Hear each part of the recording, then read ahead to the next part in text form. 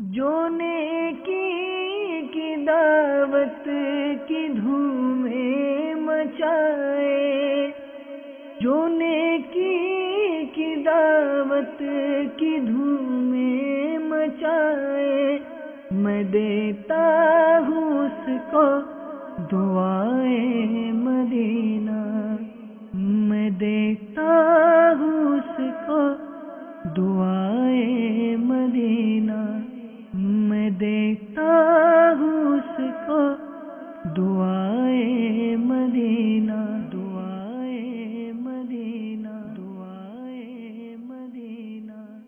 بسم اللہ الرحمن الرحیم۔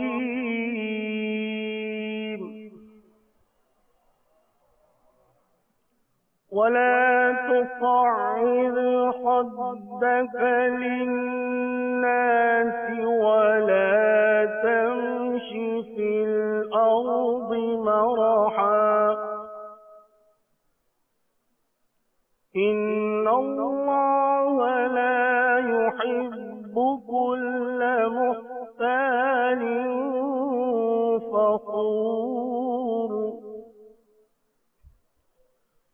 واقصد في مشيك واغضض من صوتك سربری کہوں کے مالک و مولا کہوں تجھے سربر کہوں کے مالک و مولا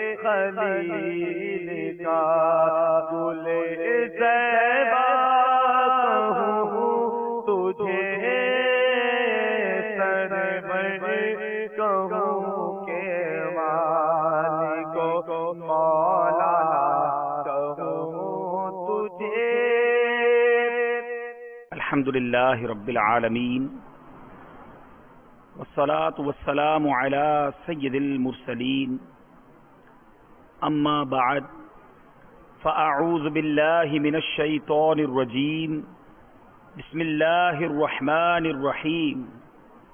پڑھیے الصلاة والسلام علیک یا رسول اللہ وعلى آلك وأصحابك يا حبيب الله الصلاة والسلام عليك يا نبي الله وعلى آلك وأصحابك يا نور الله۔ حضرت حذیفہ رضی اللہ تعالیٰ عنہ فرماتے ہیں صاحب جود و نوال صلی اللہ تعالیٰ علیہ وسلم کے ساتھ میں ایک جنازے میں شریک تھا، میرے آقا نے ارشاد فرمایا کیا میں تمہیں اللہ عز و جل کے بدترین بندے کے بارے میں نہ بتاؤں؟ صحابہ کرام نے عرض کی آقا ارشاد فرمایا وہ بد اخلاق اور متکبر ہے۔ سوچئے یہ چھوٹی بیماری نہیں، یہ چھوٹا گناہ نہیں، ارے یہ تو دنیا بھی برباد کرنے والا گناہ ہے اور قیامت کے دن بھی آقا کی محفل سے دور کرنے والی بیماری ہے۔ ارے دل کمزور نہ ہو جائے، مجھے کہیں کولیسٹرول نہ ہو جائے، کہیں ہارٹ اٹیک نہ ہو جائے، اس کا تو خیال ہے۔ یہ دل میں کہیں تکبر داخل نہ ہو جائے، اس کی کس نے فکر کی؟ کس نے تکبر کی تعریف پوچھی؟ کس نے اس کا علاج سمجھنے کی کوشش کی؟ اتنی بے خبری اچھی نہیں۔ رسول اکرم صلی اللہ تعالی علیہ وسلم کا فرمان عالی شان ہے جو شخص تکبر، خیانت اور دین یعنی قرض وغیرہ سے بری ہو کر مرے گا وہ جنت میں داخل ہوگا۔ جو بیمار آئے شفا پا کے جائے، جو بیمار آئے شفا پا کے جائے، سکھا دے مجھے ایسا دم یا الہی، سکھا دے مجھے ایسا دم یا الہی۔ سنتوں بھرے بیان کے بعد صلاۃ التوبہ کے نوافل ادا کیے گئے، پھر سورہ ملک کی تلاوت اور فکر مدینہ کی گئی۔ دیدار حق دکھائے گی اے بھائیوں نماز، دیدار حق دکھائے گی اے بھائیوں نماز، جنت تمہیں دلائے گی اے بھائیوں نماز، لم جاتی نویرک فی نور مثل تو نہ شد پیدا جانا، مدنی انعامات کی بھی مرحبا کیا بات ہے، مدنی انعامات کی بھی مرحبا کیا بات ہے، قرب حق کے طالبوں کے واسطے سوات ہے۔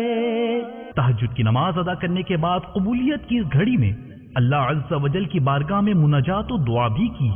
لم جاتی نویرک فی نور مثل تو نہ شد پیدا جانا، لم جاتی نویرک فی نور مثل تو نہ شد پیدا جانا، دیدار حق دکھائے گی اے بھائیوں نماز، دیدار حق دکھائے گی اے بھائیوں نماز، جنت تمہیں دلائے گی اے بھائیوں نماز، سر ہے خم ہاتھ میرا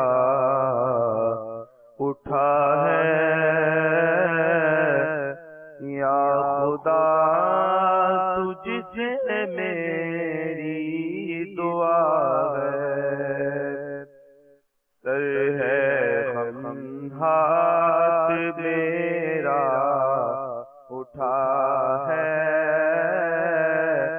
یا خدا تجھ سے میری دعا ہے، فضل کی رحم کی التجا ہے یا خدا تجھ سے میری دعا ہے، حب دنیا میں دل پھنس گیا ہے، نفس بدکار حاوی ہوا ہے، حب دنیا میں دل پھنس گیا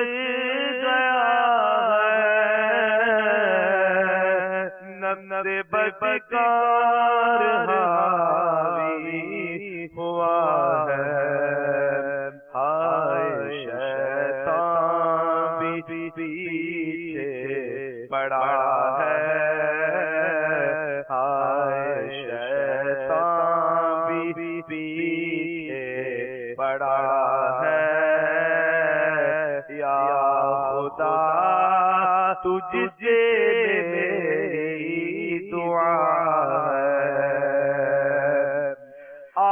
بندہ کو میں گرا ہے، اس کو تیرا ہی بس آسرا ہے، التجائے کرم یا خدا ہے، یا خدا تجھ سے میری دعا ہے،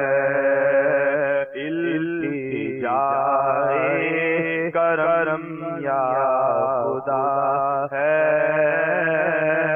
یا خدا تجھ سے میری دعا ہے۔ تیرے خزانے میں کمی نہیں مولا، کرم کے دروازے کھول دے، جہاں لاکھوں کو بلواتا ہے میرے مولا، ہم پر بھی نگاہ رحمت کر دے، ہماری تقدیر میں بھی کوئی ایسا دل لکھ دے جب ہم بھی احرام کی چادریں پہنے لبیک اللہم لبیک کی صدائیں بلند کرتے ہوئے مکہ پاک کی طرف روانہ ہو جائیں۔ اے مولا ہمیں بھی طواف خانہ کعبہ کا حسین منظر دکھا دے، ہمیں بھی صفا اور مروہ کے درمیان دوڑنا نصیب کر دے، تبرکن تو یہاں آب زمزم پیتے ہیں مولا، کبھی بیر زمزم پر جا کر جی بھر کر آب زمزم پینا نصیب کر دے، ہمیں بھی مینا کی مبارک راتیں عطا فرما، عرفات کا مبارک دن عطا فرما، وقوف مزدلفہ عطا فرما، پھر تڑپتے ہوئے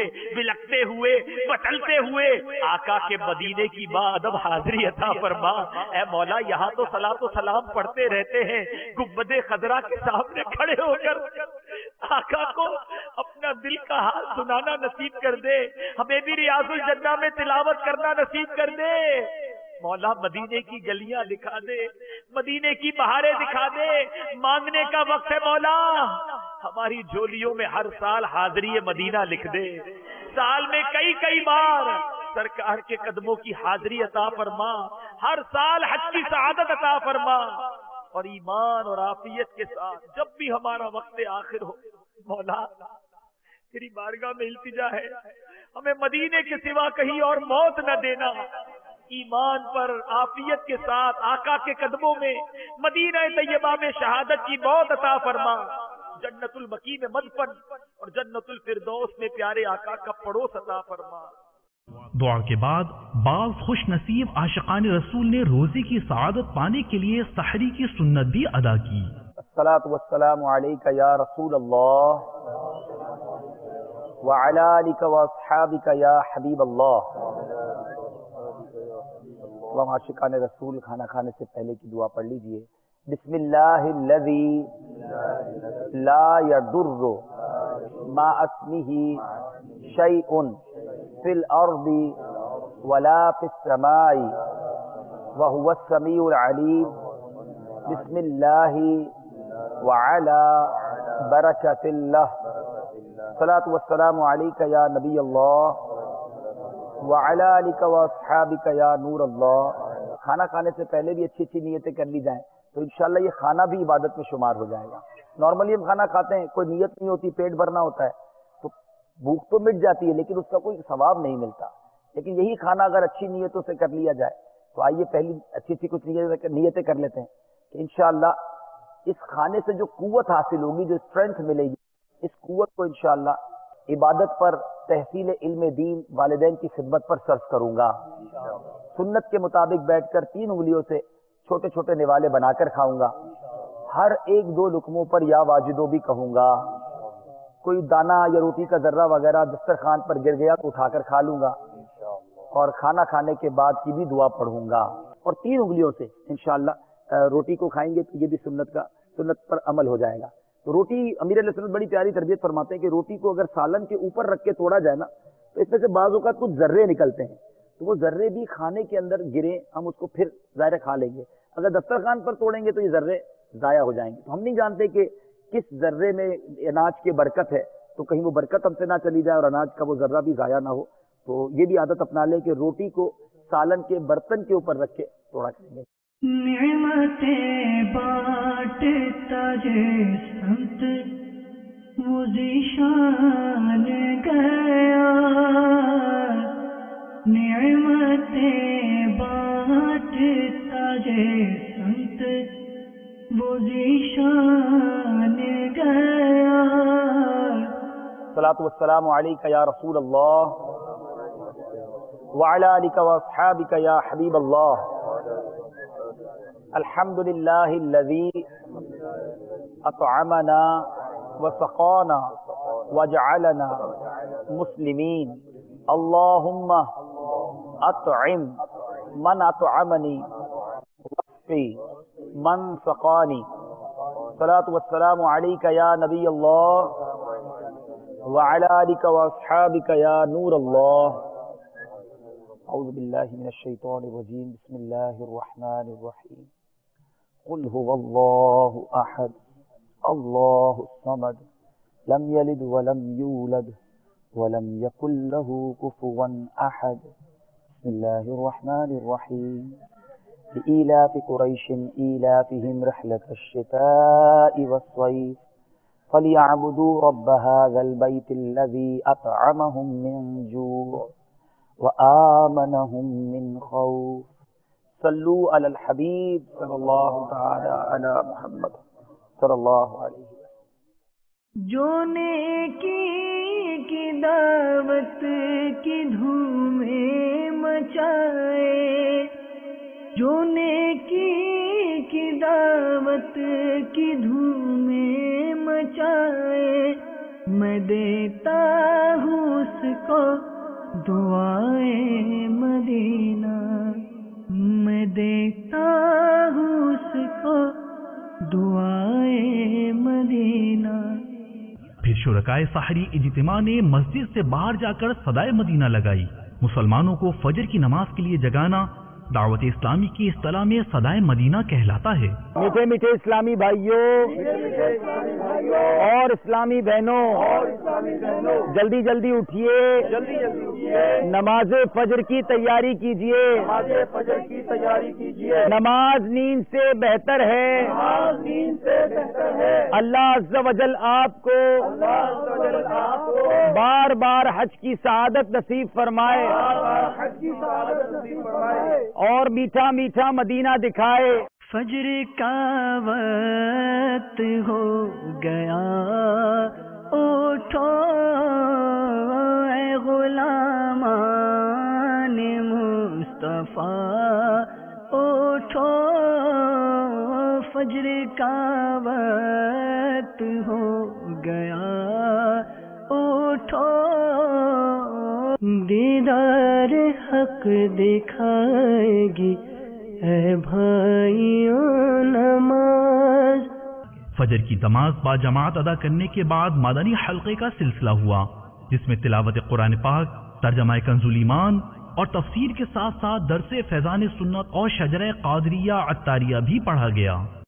وَتَكُونُ الْجِبَالُ كَالْعِهْنِ الْمَنْفُوشِ، ترجمہ کنز الایمان. اور پہاڑ ہوں گے جیسے دھن کی دھنی ہوئی اون. اس کی تفسیر میں ہے جس کی اجزاء متفرق ہو کر اڑتے ہیں، یہی حال قیامت کے ہول و دہشت سے پہاڑوں کا ہوگا. فَأَمَّا مَنْ ثَقُلَتْ مَوَازِينُهُ، ترجمہ کنز الایمان. تو جس کی تولے بھاری ہوئی، اس کی تفسیر میں ہے، اور وزندار عمل یعنی نیکیاں زیادہ ہوئی، فَهُوَ فِي عِيشَةٍ راضیہ، ترجمہ کنز الایمان. وہ تو من مانتے عیش میں ہیں. اس کی تفسیر میں ہے یعنی جنت میں مومن کی نیکیاں اچھی صورت میں لا کر میزان میں رکھی جائیں گی، تو اگر وہ غالب ہوئیں تو اس کے لیے جنت ہے، اور کافر کی برائیاں بدترین صورت میں لا کر میزان میں رکھی جائیں گی اور تول ہلکی پڑے گی، کیونکہ کفار کے اعمال باطل ہیں، ان کا کچھ وزن نہیں، تو انہیں جہنم میں داخل کیا جائے. اللہ تبارک و تعالی سے دعا ہے مالک کریم قیامت کے دن کی سختیوں سے ہمیں نجات عطا فرما. ایک بار حضرت سیدنا عیسیٰ روح اللہ علی نبینا وعلیہ الصلوۃ والسلام کا گزر ایک جگمگاتے نورانی پہاڑ پر ہوا. آپ نے بارگاہ خداوندی عز و جل میں عرض کی، یا اللہ عز و جل، اس پہاڑ کو قوت گویائی یعنی بولنے کی طاقت عطا فرما. وہ پہاڑ بول پڑا، یا روح اللہ